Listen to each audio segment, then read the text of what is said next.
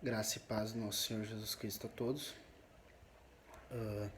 Tô aqui em casa, aqui em Três Coroas, e eu vou pregar dia 25 lá na igreja. E eu gostaria de estar refletindo um pouco sobre a doutrina da Trindade, né? Que é uma doutrina muito importante. Bom, primeiro eu gostaria de dizer que toda alegoria a respeito da Trindade ela é falha. Por que eu digo isso? Porque tu nunca vai conseguir representar verdadeiramente o Deus Trino. Nunca. A alegoria mais coerente que eu vi foi a de John Wesley, que ele disse: diga-me como pode haver 3 velas nesse recinto e apenas uma luz, então eu lhe explicarei a Trindade. Ou seja, é algo inexplicável. A gente não explica a Trindade, a gente apresenta argumentos bíblicos, a gente apresenta o que é, mas a gente não explica, a gente apenas apresenta ela. Ela é inexplicável. O aspecto histórico dela, né? Ela foi sistematizada teologicamente no Concílio de Nicéia, mas antes disso, Agostinho já cria na Trindade. Então, não é uma doutrina que sempre existiu, de certa forma. Ela está no Antigo Testamento, ela está no Novo Testamento. O Deus Trino sempre existiu, ele não foi criado por homens, ok? Como é que nós podemos possuir a revelação correta acerca da Trindade? Através da Bíblia. Se a gente for pegar outro meio, livros que não sejam a Bíblia, claro. Eu vou citar um exemplo aqui agora, a Teologia Sistemática do Wayne Grudem. É um ótimo livro.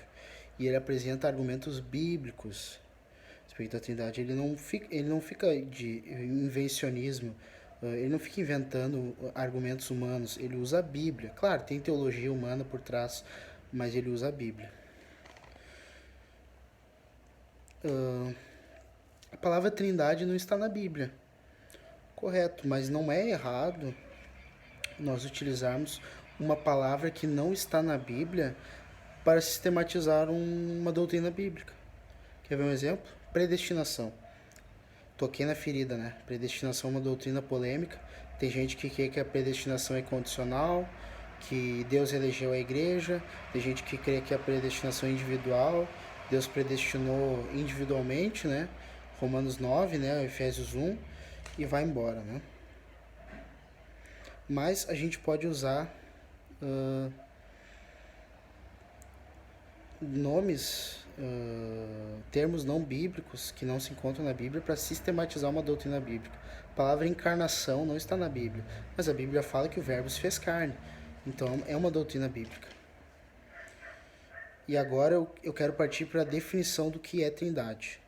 E a definição que eu escolhi do que é Trindade foi a definição de Wayne Grudem. Ele diz o seguinte: Deus existe eternamente como 3 pessoas, Pai, Filho e Espírito Santo. Cada pessoa é plenamente Deus e existe um só Deus. Ou seja, se tu for dizer que existe 3 deuses, tu já está caindo no erro da idolatria. Tu já está quebrando Êxodo 20, que diz: não terás outros deuses diante de mim. O povo de Israel era um povo idólatra. A gente vê em Êxodo 32, eles fazendo um bezerro de ouro para adorar. E dizer: esse aí foi o Deus que nos tirou do Egito. E na verdade não foi o Deus de Israel, o Deus soberano que tirou eles do Egito, e não um bezerro de ouro.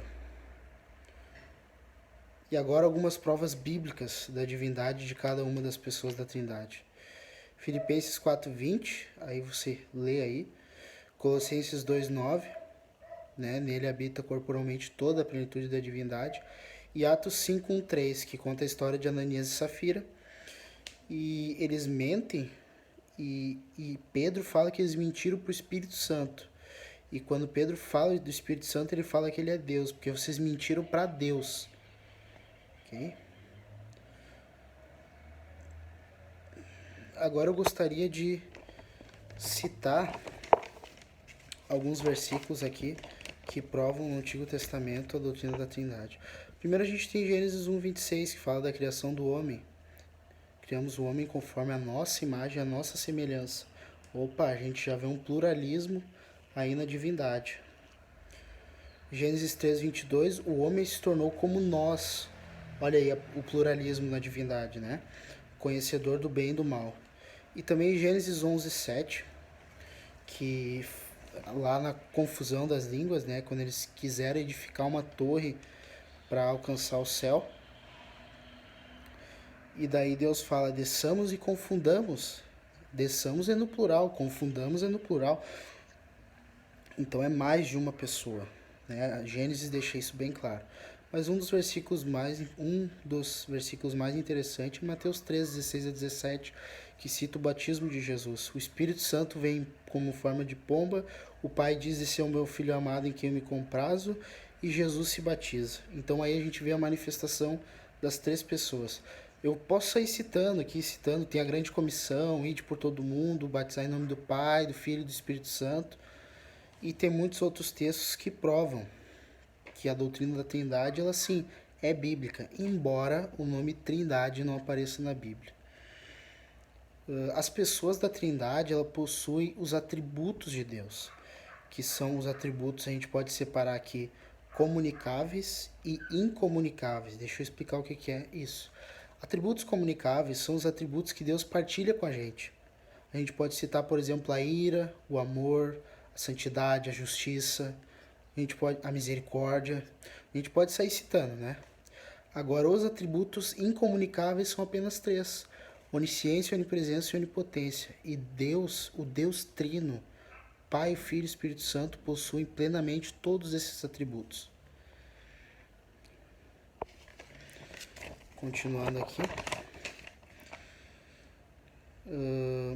As pessoas da Trindade, elas possuem funções diferentes na criação, na salvação ou redenção. Nós vemos na criação o Pai executando um tipo de comando de voz. Haja luz, ouve luz. Na criação, o Pai, ele simplesmente diz e acontece. Ele diz e acontece. É como se fosse um comando de voz. O Deus Filho, ele executa os decretos da criação. A Bíblia fala, né? Sem ele nada do que foi feito se fez. O Filho, falando de Jesus. E também tem Colossenses 1, que é um texto altamente cristocêntrico. Você lê aí na sua Bíblia Colossenses 1, você vai ver do que eu estou falando. E o Espírito Santo estava presente na criação, pairando sobre a face das águas, né? Então o Espírito Santo, ele manifesta a presença de Deus na criação. Agora, na nossa salvação, né? Como é que as três pessoas agem, né? A gente vê as três pessoas agindo na salvação também. Deus Pai, ele planejou a redenção, enviou seu Filho ao mundo. O versículo mais conhecido do mundo, que Lutero chamou de um mini-evangelho, né? Que Deus amou o mundo de tal maneira que deu seu Filho unigênito para que todo que nele crê não pereça, mas tenha vida eterna. Foi Deus que mandou o Filho, não foi o Filho que se mandou. Foi Deus quem mandou o Filho. O Filho, ele obedece o Pai. Então a gente consegue ver aí plenamente que são pessoas diferentes. E outra coisa muito importante, ele realizou a salvação por nós. E a Bíblia deixa muito claro, gente. E o lema da reforma é claro: solos Cristos, somente Cristo, só Cristo salva. Não há salvação em nenhum outro, Atos 4,12. Ele é o único mediador entre Deus e os homens, 1 Timóteo 2,5. E o Espírito Santo, como ele age na salvação? Ele nos santifica, ele convence do pecado, da justiça e do juízo. Ele nos regenera. A gente vê lá a história de Nicodemos com Jesus, né? Quem não nascer de novo do Espírito não pode ver o reino de Deus. Aí Nicodemos pergunta: mas como o homem pode nascer de novo? E Jesus fala que é carne, e quem é Espírito é Espírito. Então é o Espírito Santo que nos regenera, ele que nos convence, é ele que nos santifica. O Espírito Santo é o selo, é a garantia da nossa salvação. É ele quem garante que nós vamos ser salvos.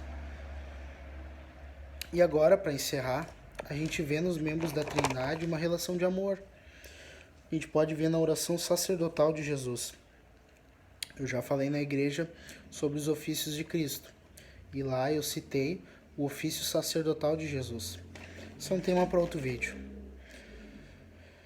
Em João 17, 24, a gente vê o amor entre Deus Pai e Deus Filho.